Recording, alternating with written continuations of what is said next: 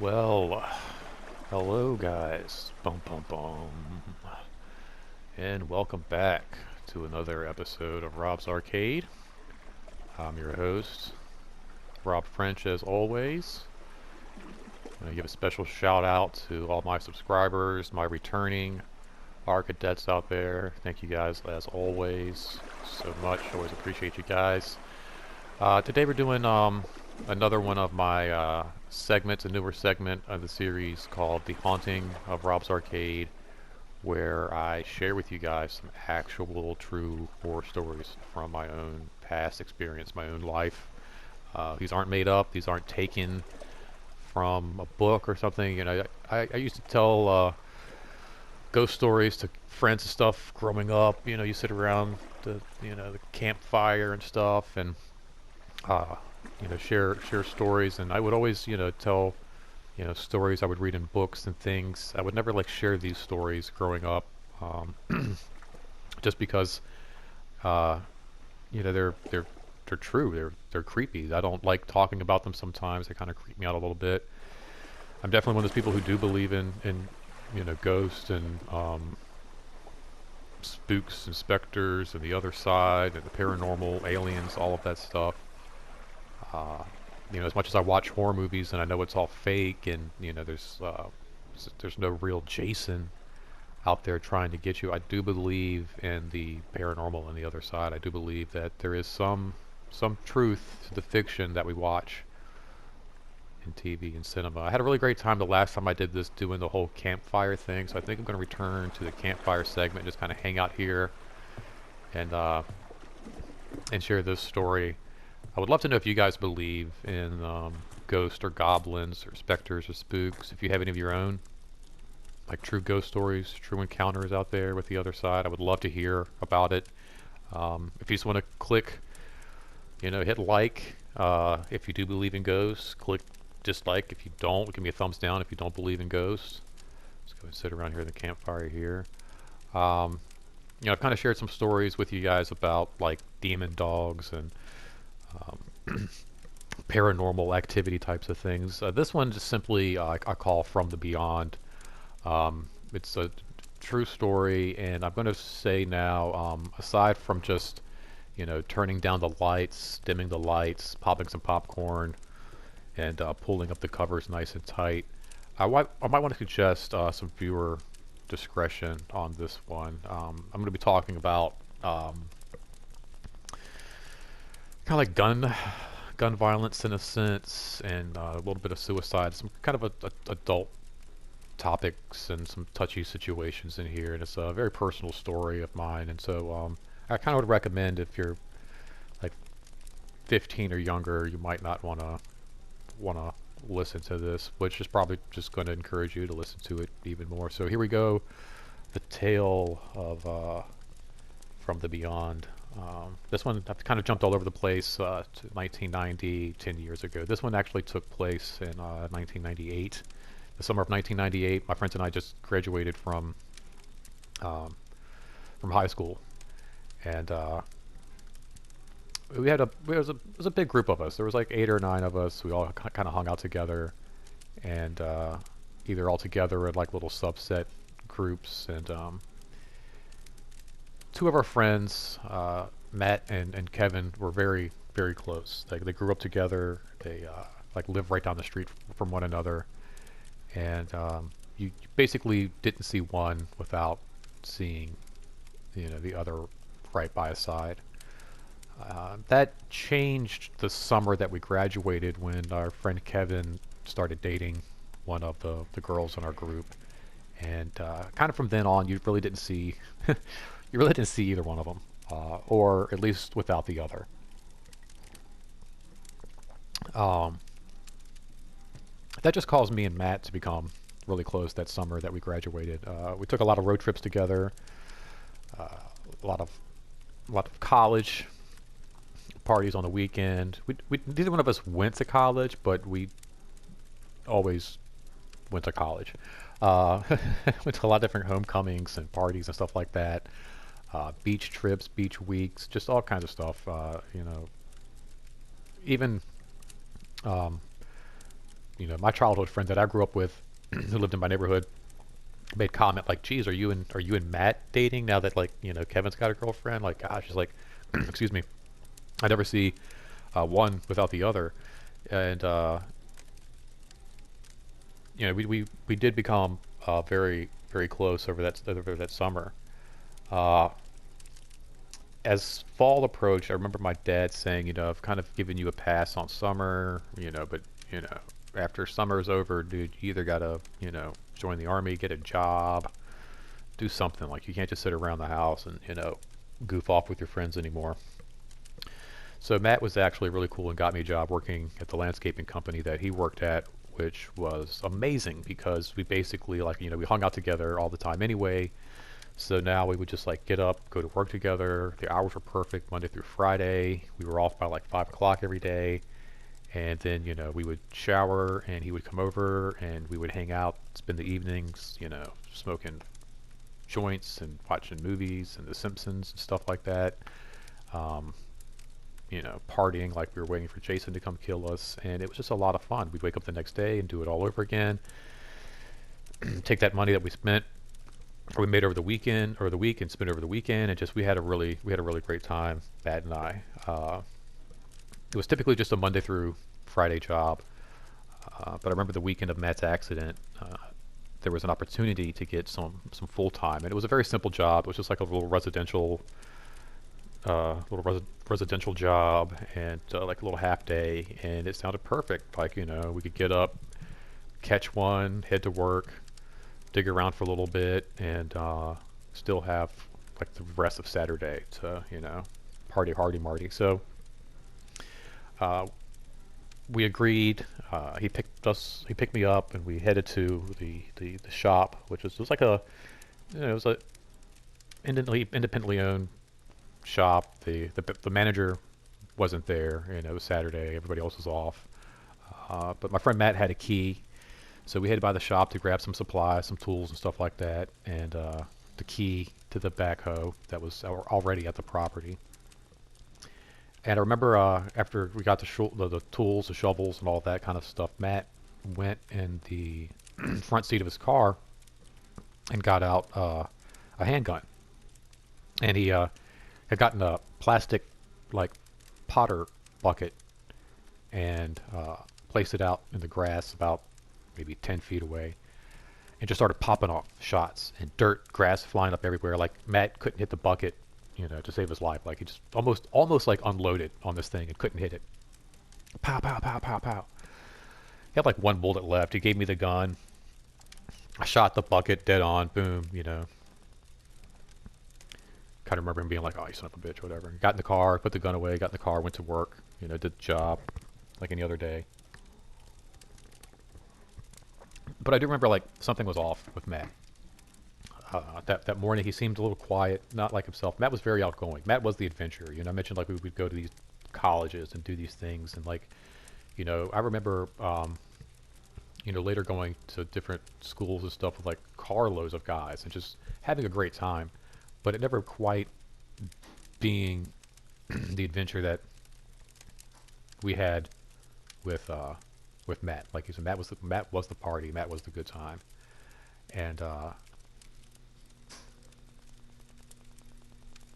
he just wasn't his happy, kind of go-lucky self, goofy self. Very funny guy, but just wasn't himself that morning. Didn't seem. I don't know if he was tired, uh, just stoned, whatever. But just second thoughts of spending a Saturday morning, you know, working in some lady's yard. I don't know what it was, but something was off. And I remember we actually called it like quits kind of early. It was supposed to be like a half day anyway, but like we got out of like super early. We only stayed for like a couple hours, and got the heck out of there.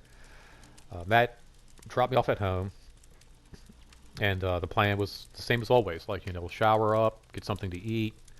I'll give you a holler in a little while, and we'll get back up, hang out, and watch some movies and chill out. So I remember him dropping me off and actually riding away, listening to Biggie Smalls, "You're Nobody Till Somebody Kills You," just like bumping it like super loud, super loud, and like watching him like as he pulled away, just like looking at him, like, I went inside, took my shower, kind of hung out, watching Cartoon Network, doing my thing. I used to keep a journal all the time, so I was doing a little bit of journaling. I'm sure if I have the journal, a lot of this written down somewhere, in a composition book. Uh, Matt had his own line at his house. He had two lines, one in his bedroom and then one downstairs, like the family line. We both had pagers. This was the 1998. This was the age of the pager. There were no like cell phones really at this point. Uh, and I'm going to say around 4 or 5, maybe, I started hitting Matt up to see what was going on and what the plan was. And I didn't hear from him. I'd page him and I would call his line. I would call downstairs to see if maybe he was, downstairs hanging out or whatever.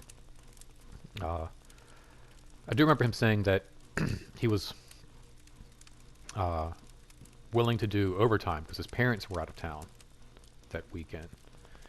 So he wasn't really doing anything anyway, and so he was like, yeah, sure. So I figured, like, well, maybe he's downstairs hanging out watching TV. So I would call downstairs and upstairs and page him and wait a little while and call again.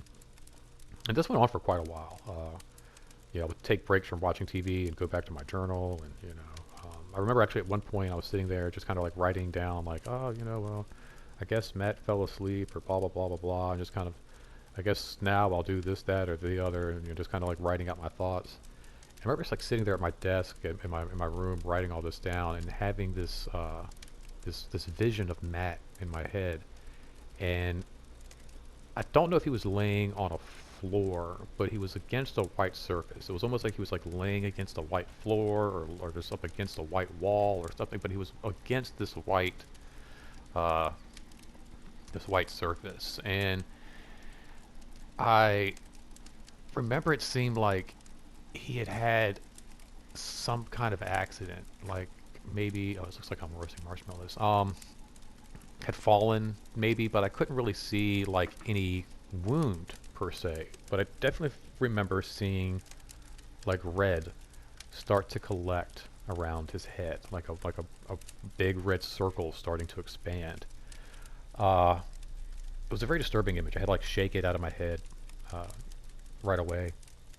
I just kind of like pushed it out, like no, nothing happened. But I started to question, like, well, did he fall in the bathroom? Did he trip, fall in the bathtub? Or, I'm like, no, you're just being paranoid, you've been spoken and whatever. You're just you're imagining things.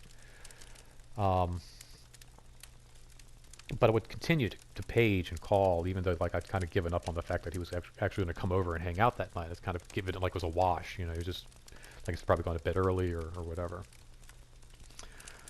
But I continued to call, like I said, both upstairs, downstairs, throughout the evening.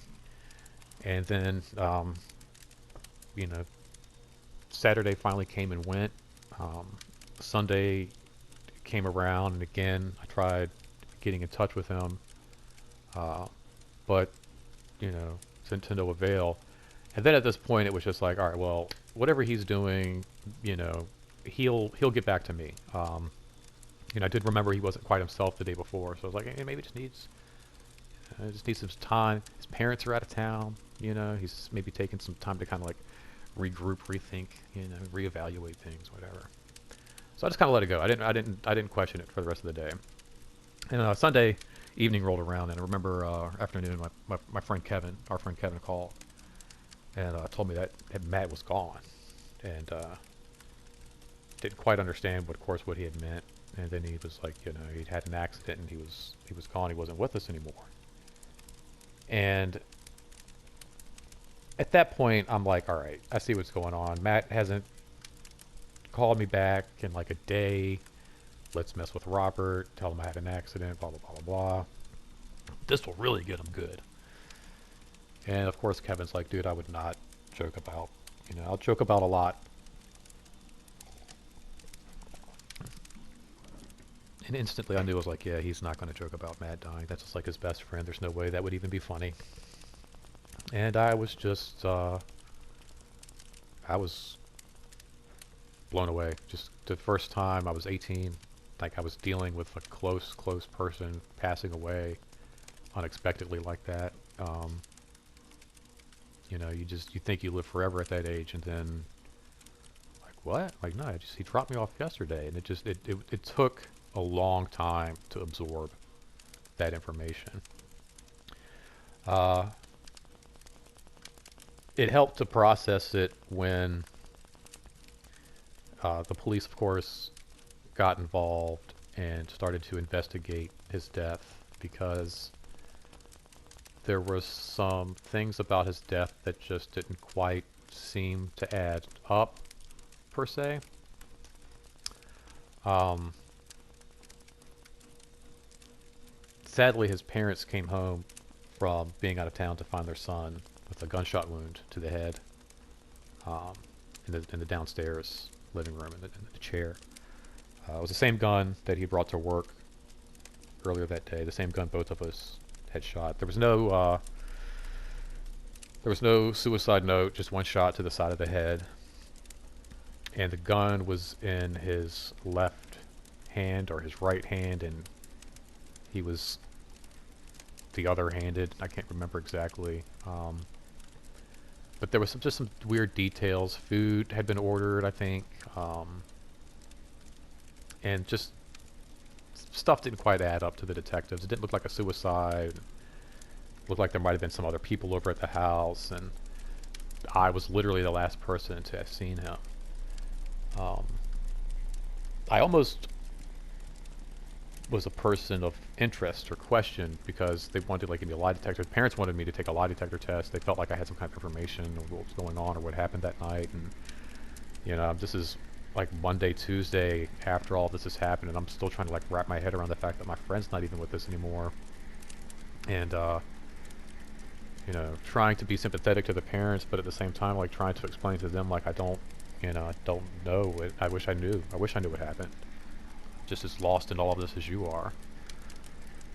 They wanted me to take a lie detector test to kind of see like what I knew and what I was hiding and what I was keeping from them. And you know, I think the fact that the police actually like looked at phone records and could see that I was making phone calls all evening.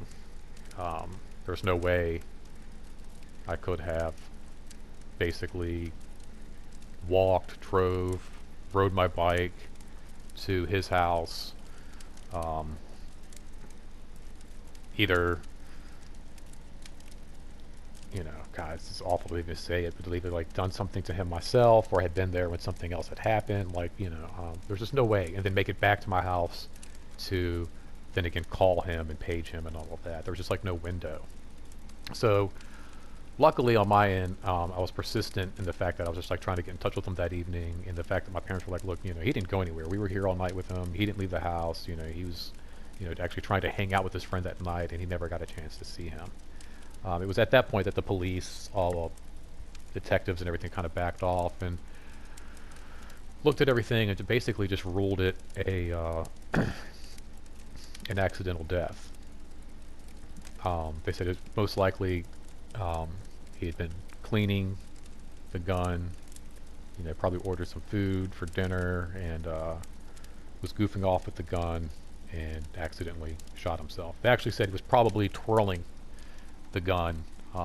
Once forensics took a better look and I guess looked at everything, said he was probably twirling the gun, and that's what happened, which makes a lot of sense. Like I said, he was kind of a goofball, and I was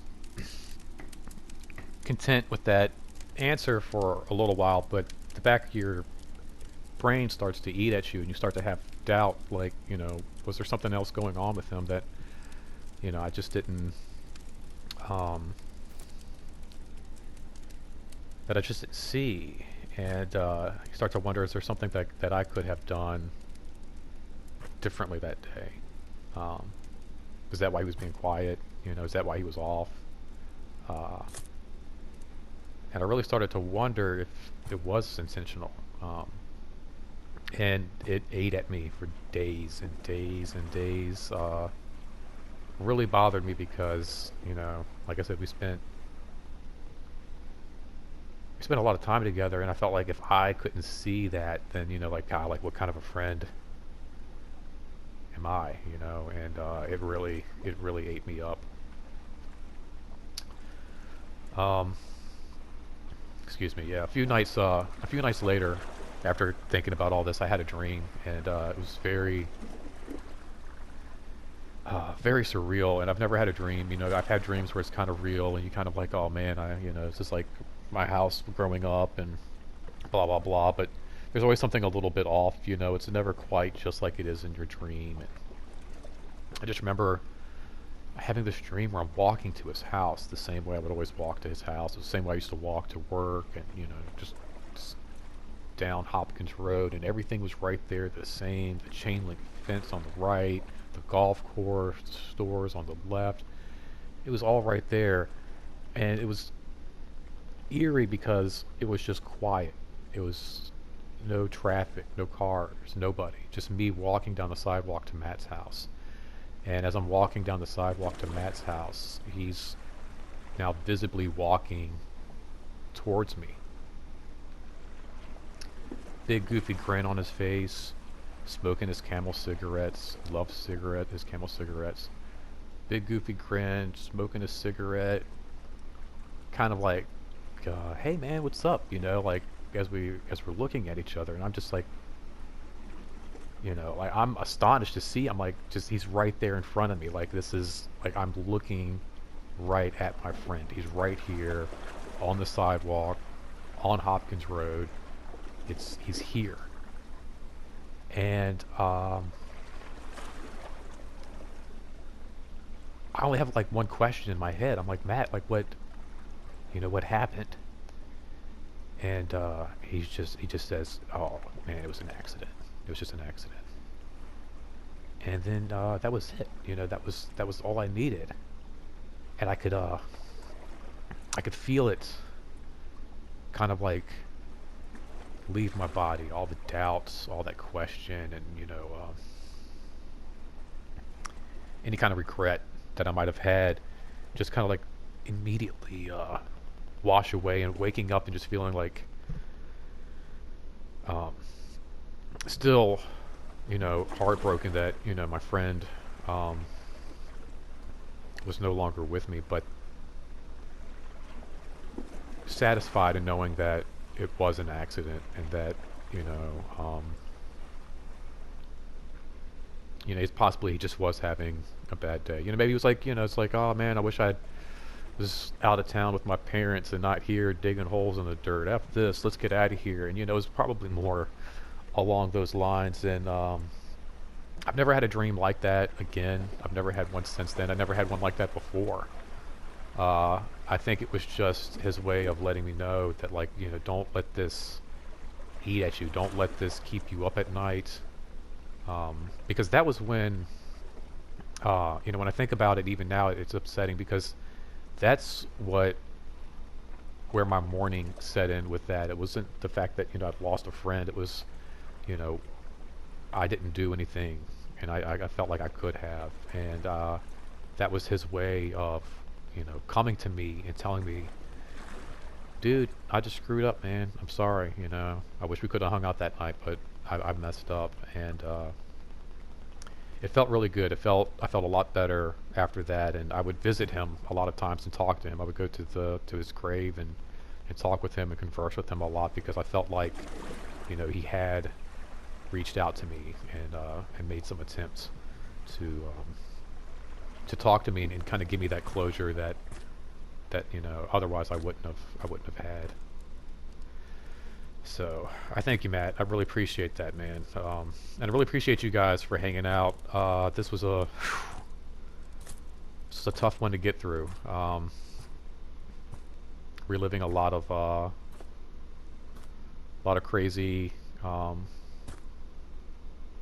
past memories, and just a lot of stuff, a lot of emotion flooding back. So it was a tough one to get through. I'm really glad you guys were here with me, though, and hope you guys aren't too spooked out tonight. As always, like I said, guys, hit that comment section. Let me know what you guys think. Let me know what you guys, you know, have any of your own stories you want to share. If you've had anything similar where people have, you know, reached to you from the beyond, I'd love to hear from you guys. If you're not a subscriber, please subscribe. Come back. We're going to have more great content like this coming up. We got the holidays coming in, so look forward to some really cool stuff for the holidays.